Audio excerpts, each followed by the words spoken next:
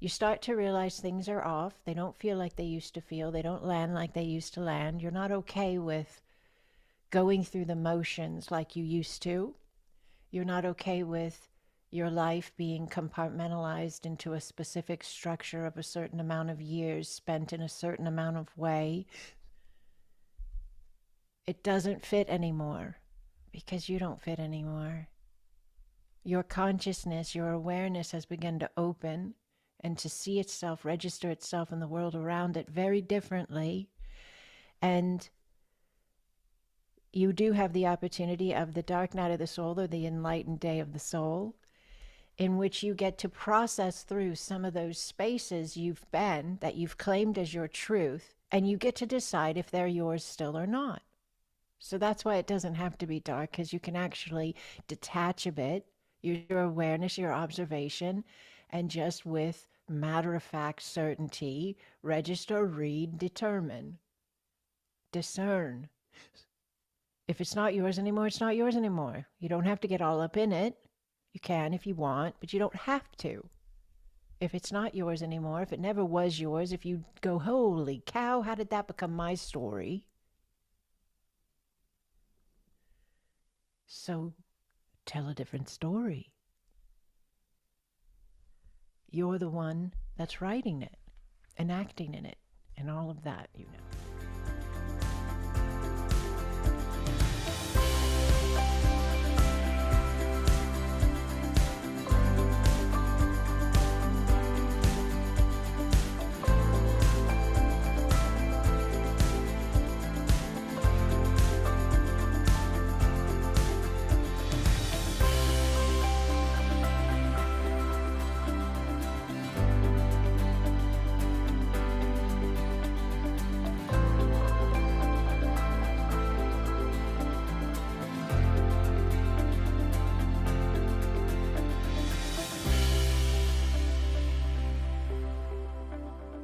On AwakenPod today, we're going to talk about personal awakening journeys. We're going to talk about signs of spiritual awakening, dark night of the soul experiences.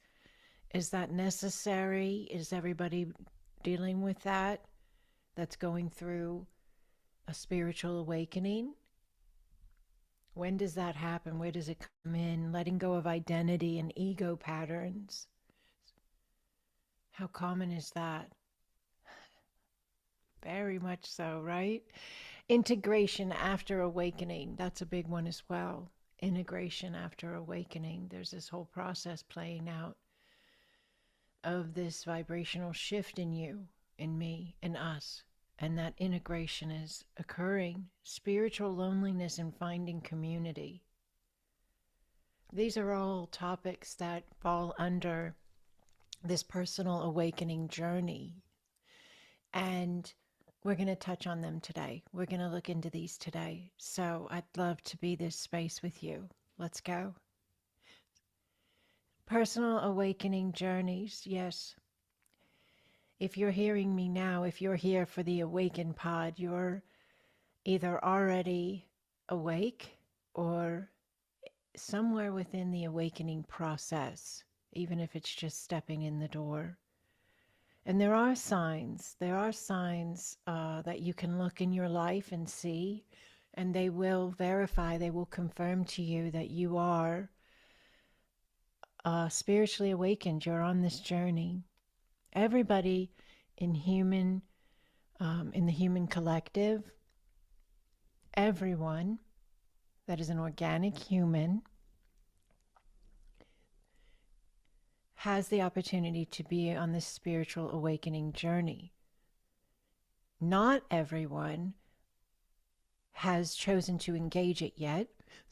More have now than ever before in human history. And not everyone will process it the same way, but there will be similarities.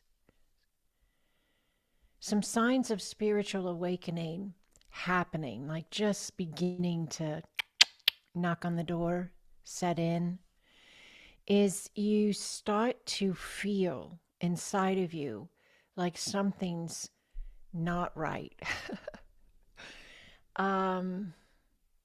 Like everything in your life your job, maybe your relationships, your health, your belief structures just aren't everything you thought them to be.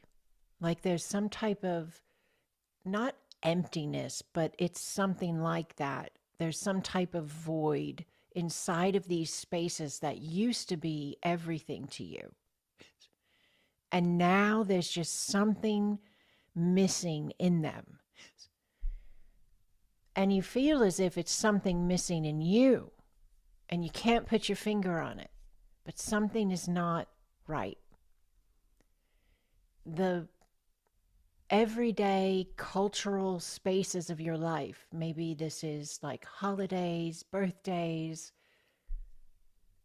certain types of events you're really used to doing, you've done them your whole life, they just don't land the way they used to. They don't sit with you the way they used to. Something about it is uncomfortable or off. That is one of the signs.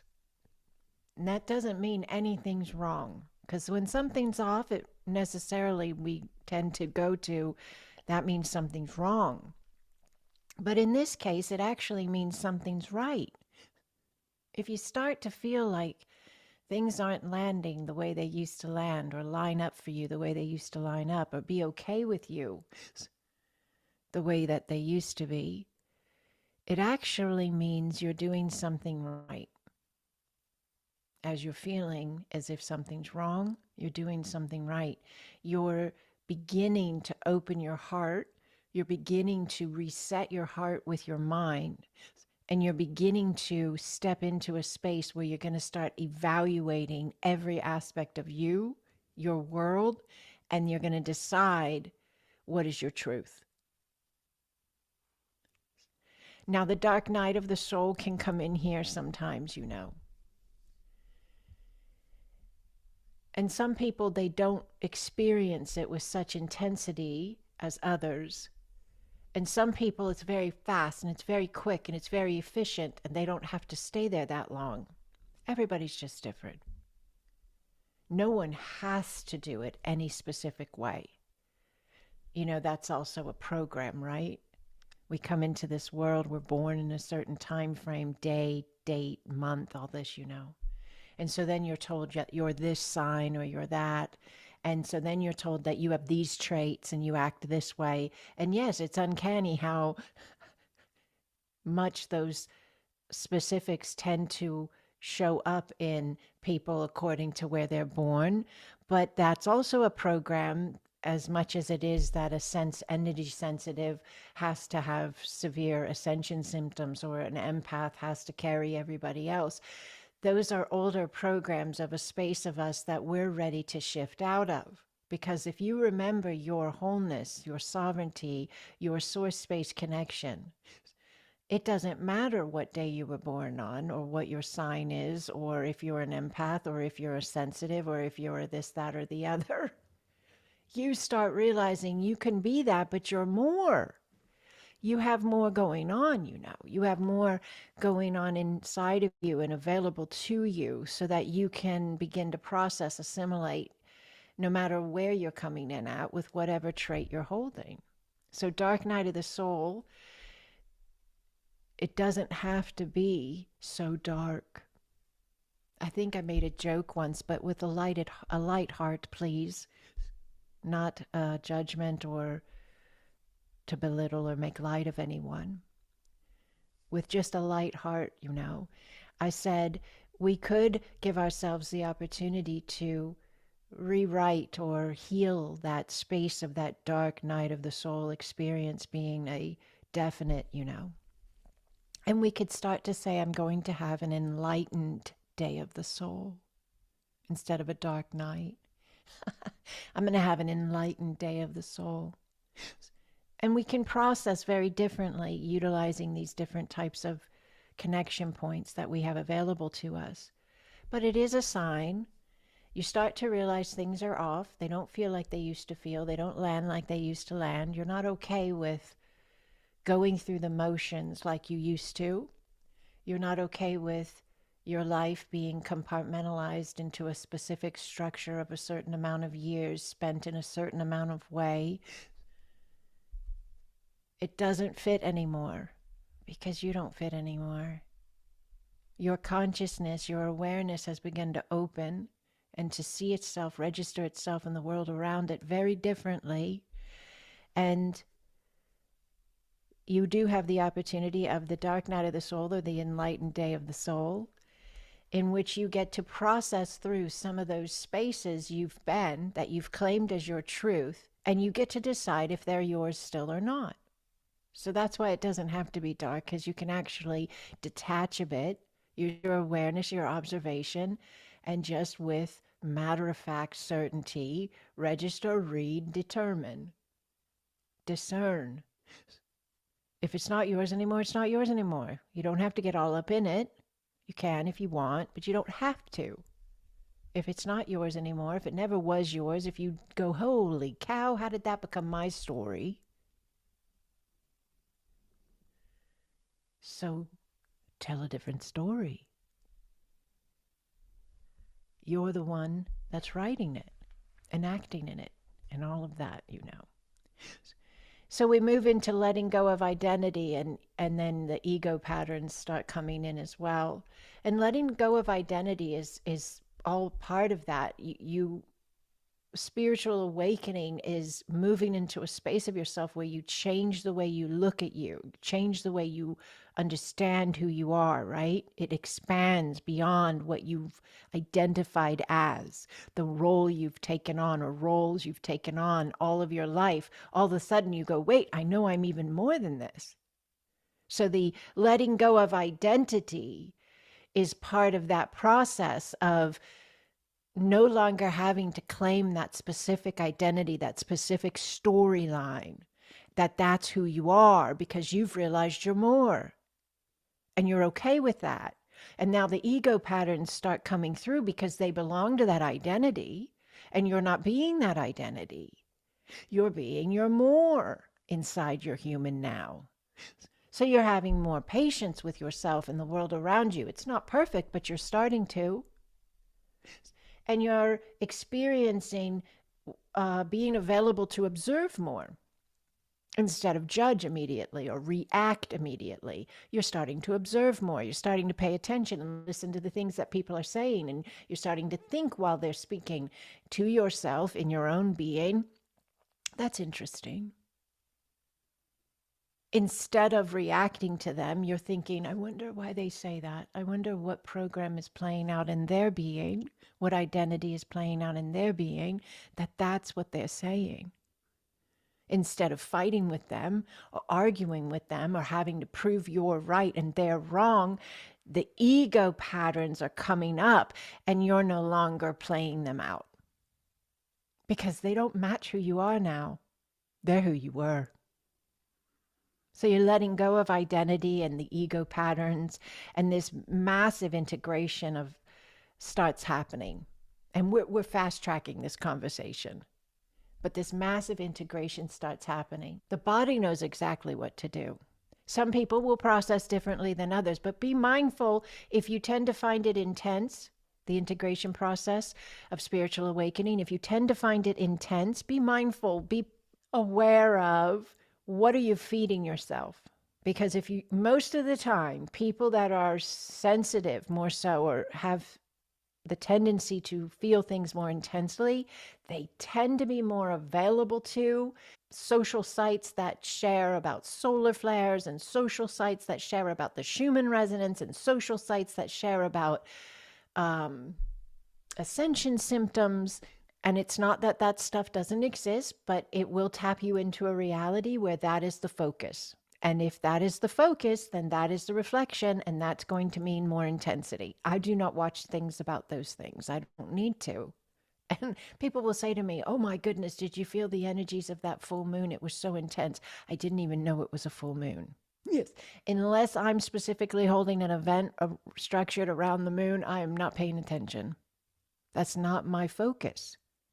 My focus is beyond that, into my vastness, my higher consciousness, my higher heart, my higher mind, and presence in my now.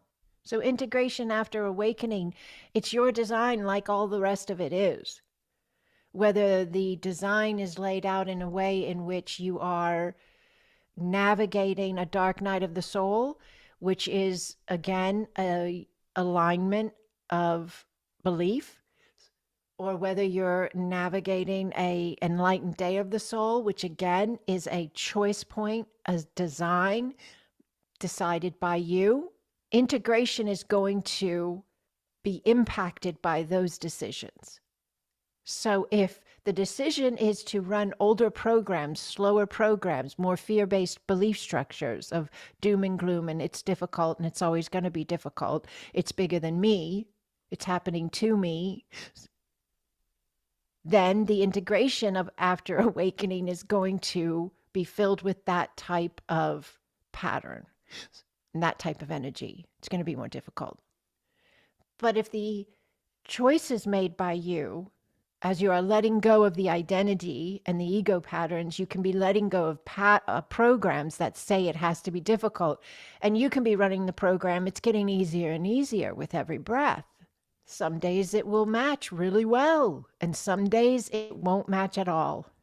And you'll feel crazy for saying it, but you got to keep saying it. You got to keep feeling it and believing it, even when the reflection is not confirming it. That's the signal. You are a broadcast, you know. We've talked about it a million times. You are human body. You are running an electric flow state, energetic frequency, vibration, tone even, and the system at hand is reading you. The creative reflection coming in based on the information being sent. So even the integration after awakening is being directed by you. Nobody. You could, there's a lot of books, I'm sure, that have been written and videos that have been created and courses and all of this that will teach you what spiritual awakening looks like and the integration after awakening is. And they're all true if you believe them. So be mindful which one, discern which one fits you best. And meet yourself right where you're at, but understand you can change and you can shift at any given breath. So even if you've been through the spiritual awakening process and you have had a dark night of the soul and things have been really crazy and intense, and letting go of the identity and ego patterns was not easy at all for you, and the integration afterwards has felt like chaos, you can change it. If you found your way here, please know you've already begun.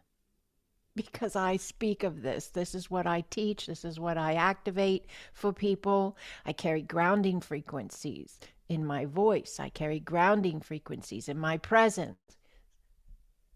And they assist with this. There are many of us here on the planet now that are doing this assistance. People that find me, they're also doing it as well. The integration after awakening, I don't really believe that that's a one and done type of space. I do believe you can be one and done and or a couple and done with the enlightened day of the soul, or if you choose the dark night. I do believe that can be one space. It doesn't have to be drawn out. I know there are people that get cycled or looped into, shadow self came up again. I got to go back in and I got to figure out what I'm trying to tell myself, and I got to validate this space of me. And I'm not trying to belittle it, but I'm just trying to give you the information that that's not the only answer. You do not have to live there. It does not have to be your default setting, and you do not have to continue to play in that field. You can be one and done. Let go of the identity, allow the ego patterns to shift, and the integration will begin, and you will not revisit that field.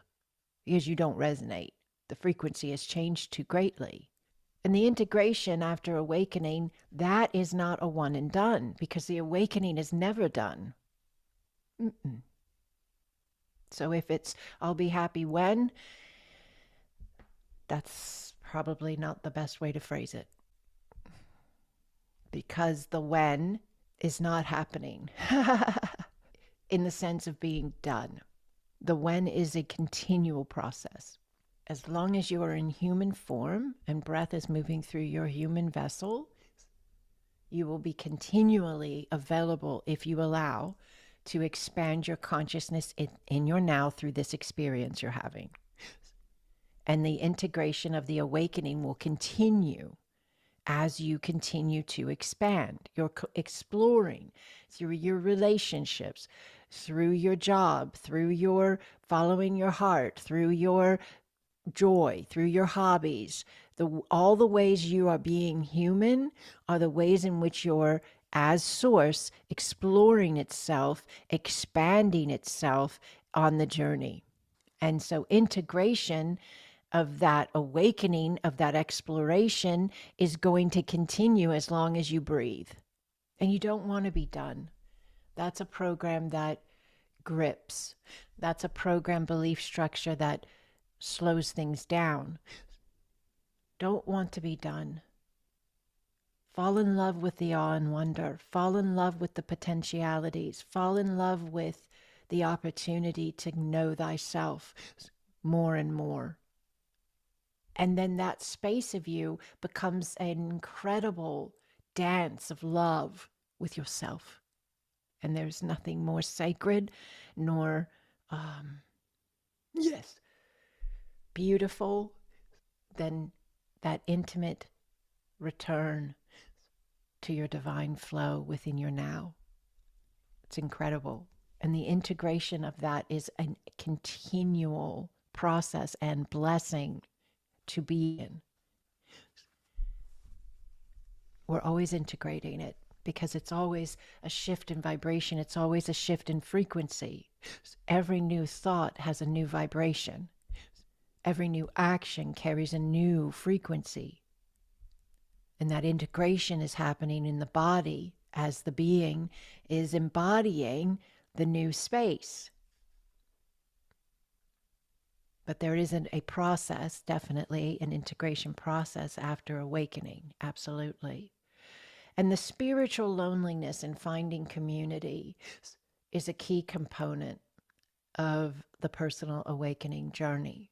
Spiritual loneliness sets in because you realize, like you did in the beginning of the journey of the signs of spiritual awakening, you realize there's this emptiness in your life because you're not who you were in your life before. And you can't have the same conversations the same way to the same extent because they are so void of maybe purpose or meaning or whatever for you now. But at the same time, you have friends, you have family, and you're navigating, carrying a different reference point than them in many ways, right? So the loneliness, the spiritual loneliness gets magnified because you are surrounded by people many times, sometimes not, but most of the time there's others in your life. But if they're not in the same alignment of spiritual awakening with you at the same time, it can still feel very lonely. Sometimes even more lonely than if you were actually just alone. It would be extremely beneficial to allow that space, if it is a space you're navigating, where the people in your life do not have the same knowing as you, belief structure as you. They don't like the same conversational topics as you really anymore. They want to talk about people say everyday 3D mundane stuff, and it drives them crazy because they just feel like we're just spinning our wheels and it doesn't hit the way it used to. The most beneficial thing you can do is love them right where they're at, which will allow them to love you right where you're at. They don't need to believe everything we believe. They don't need to be into everything we're into for us to still be in loving and beautiful relationships with them. I am proof of this. I shifted my entire world. And yes, I went through reset spaces. We've talked about this before, where you have a person in your life, whether it's a child, a parent, a sibling, a partner. You have a person or people in your life that are used to you being one way. And then all of a sudden, one day you wake up and you're different. And you want everybody to be different with you. or to understand you and validate that your differences are so beautiful and good. But in all honesty, they're probably scaring the heck out of them because you're not who you were, and that's not what they signed on for. And what do they do with this? Are you going to still love them? Are you going to leave them because you think, you're too different? So they're probably carrying a lot of fear around processing this new you. And it can create a loneliness for everyone. But the most beneficial thing you can do is love them right where they're at. And don't look for them to be your carbon copy. Don't look for them to understand everything the way you understand it and love everything the way you love it. And if they don't, being okay with it is true spiritual awakening. Judging it and getting angered by it or upset by it or frustrated by it is somebody who has not done the process yet. But when you can experience the others in your life and they're not like you, and you can allow without judgment, and you can be in their presence with love and compassion and grace, now you have awakened the spirit of the one within you. It doesn't need them to jump through hoops and match up accordingly. It is available to do what it needs to do, to be who it needs to be, and allow them the same. Their journey, their way. They didn't tell you it's time to wake up. It's time to change. It's time to grow. It's time to have your enlightened day of the soul. It's time to let go of they didn't tell you. You got to choose it your way when you were ready. Let them do the same. If they don't like what you're into, that's fine. Most of it's probably coming from fear because they think they're losing you. Reassure them in other ways. Show them love. Show them your presence. Laugh with them. Dance with them. Sing with them. Eat with them. Be in their lives like in the most beautiful way. And they will release a lot of that anxiety. And they might even become more interested in what you're interested in because you seem really cool. You don't seem so uptight. You don't seem so unreachable. And that can shift the space, and you won't really be in a spiritually loneliness alignment anymore, will you? Now, finding community can be very helpful as well. But I have a very large international spiritual community online that's available. So if this is something you're looking for, please reach out. On my website, sacredexpansion.com, there's a button on the home page, right on the front page. It says join the community. So you could join us very easily. I'm also on Patreon. Beautiful community over there on Patreon where you can get more of my content. I make incredible audios once a month. I teach classes on Zoom. It's a fantastic space. And there's all different types of membership levels, free and paid. So if you like my content, you could check me out on Patreon. There should be a link below this, but if not, just go to patreon.com and type in A.L. Garris. But finding community can make a big difference, a huge difference. And at the same time, it's very important to not seek out new connections to replace your old ones without fully being available to show up for your old ones. Now, if your old ones are leaving you and your old ones are the ones that won't meet you halfway, that's different.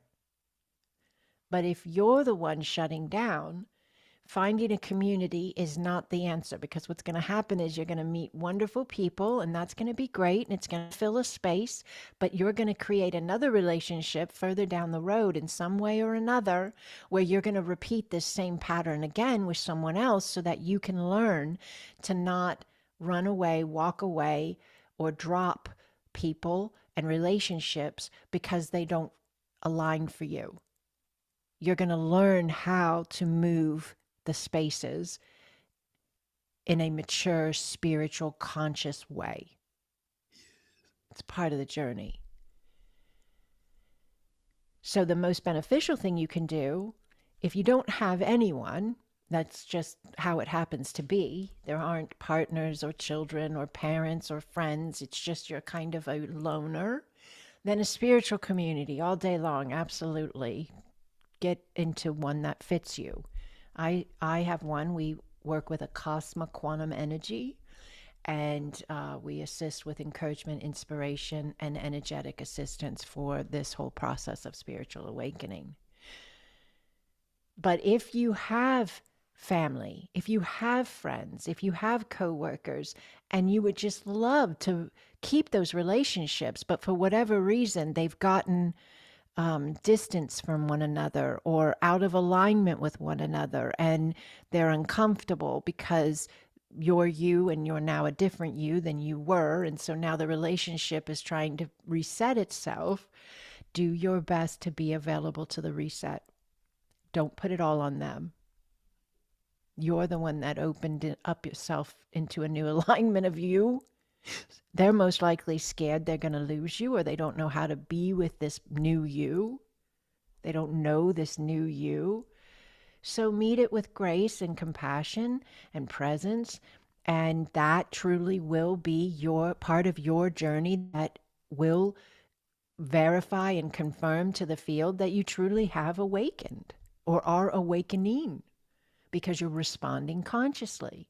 You're responding with presence. You're responding with grace and compassion and availability to them and to the space and to the relationships. And it doesn't mean it's going to be super easy, because I remember some reset spaces that were ugly. And I didn't like what they said to me because they were scared. They were very scared. And they said some really hurtful things. But I also reminded myself as I was replaying the hurtful things, and my heart was feeling hurt, and my being was like a little bit of a, oh, I don't want to do this. I'm just going to leave, blah, blah, blah.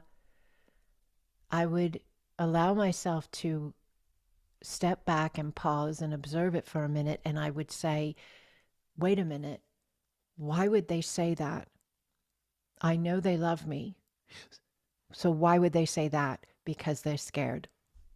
They're terrified that they've lost me, that I've outgrown them, that we've outgrown each other. And that fear is creating this rift. It's creating this divide. It's creating this issue. And so I can either meet that fear with anger and fear and frustration and hit it back, which means I have not awakened past a certain space. I'm kind of looping now, cycling now, an older program. Or I can allow myself to not hold attachment to what they've said, and I can give the space, and I can allow, with observation and awareness and discernment, the energies to move. I can reassure them that they're safe, that I love them, that I'm not going anywhere. I am who I was. I've just got some new spaces as well, but they might be spaces that could be beneficial in the long run. Could we be available? And worded the way you need to word it, presented the way you need to present it, but quelling the fear. Relationships are so precious. They really are. And if they're given the right kind of attention and love, they will be the most priceless space of your life. I've been married now for 36 years, I think. And I think I've been this year, 39 years together. And we went through some resets when I awakened. And my husband is not into everything I'm into the way I'm into it. And that's fine. I'm not into everything he's into the way he's into it. But we love each other with a love that is, indescribable. We support each other. We're best friends. It's a rich rarity that is available, but you have to put in the time. You have to show up. You have to be available, and then it can be available to you. And my children, I have fantastic relationships with my children, so much so that we all live in one area, like on one massive piece of land in separate houses, but they all wanted to live by us. My grandchild is growing up right next door. And nobody was forced. This was all choice because of the healthy spaces of the relationships. Some children, some parents, some loves, whatever the relationship is, are still running those programs that have been fed to humanity that say you're supposed to not like this one, or you're supposed to find them stupid, or you're supposed to think they're crazy, or you're supposed to say, please, and roll your eyes. And you know what? Those programs are dissolving. They are dissolving. And my family doesn't run those programs. They do not run those programs. We created our own alignments from the purity of our own beings in alignment with our own truth. And we're all in different connections of what we would deem spiritual. We're all in very different connections of what we would call spiritual. But we are all aligned in the belief and the connection of what we call family. And you can be that with friends, you can be that with family, you can be that with loves. And the spiritual community, the finding the community, is a part of your family, because these are the spaces of you were before you were human. I know this for a fact. I meet many of you in person or online at our community events, and I know that I know that I know you. And you know that you know that you know me. It's another layer of family. And because we've spiritually awakened, we're able to register each other, and we're able to find each other and reconnect. But I just want to put in here to be mindful, be discerning, be aware, be available, be a good steward of your energy and a good steward of your consciousness. And don't hold a program that says you throw out your genetic family, your biological family, your friend group, because you've awakened, you're enlightened, and now you're going to go find enlightened, awakened people. That's not enlightened or awakened. That's not. So allow yourself this journey, and hear the word journey. Journey. It's, for me, my entire life. It's the spark of light that I was in my mother's womb for this lifetime. This journey, my spiritual awakening journey, began when I sparked, and it really is a scientific fact, in my mother's womb and began to form. My soul was there through the portal of the womb. And then I grew up as a human, child and young adult, and now. And I will continue as long as I have life in this particular vessel to experience my personal awakening journey. My journey will be for this personal awakening space until I take my last breath in this vessel. And then the journey doesn't even end there, but this particular personal awakening journey will, and my spirit, my soul will move on to the next space of my journey. So these are the spaces that we brought into the call today. I hope this was helpful, beneficial. I hope it brought in some space, some room for you to wiggle, to move, to stretch, to look, to feel into, that is beneficial for you as you are navigating this personal awakening journey of yours. Thank you for being a part of the AwakenPod. Thank you for being here on earth in this now. It is an honor to walk with each and every one of you. Blessings upon you, holy ones, as you live awakened.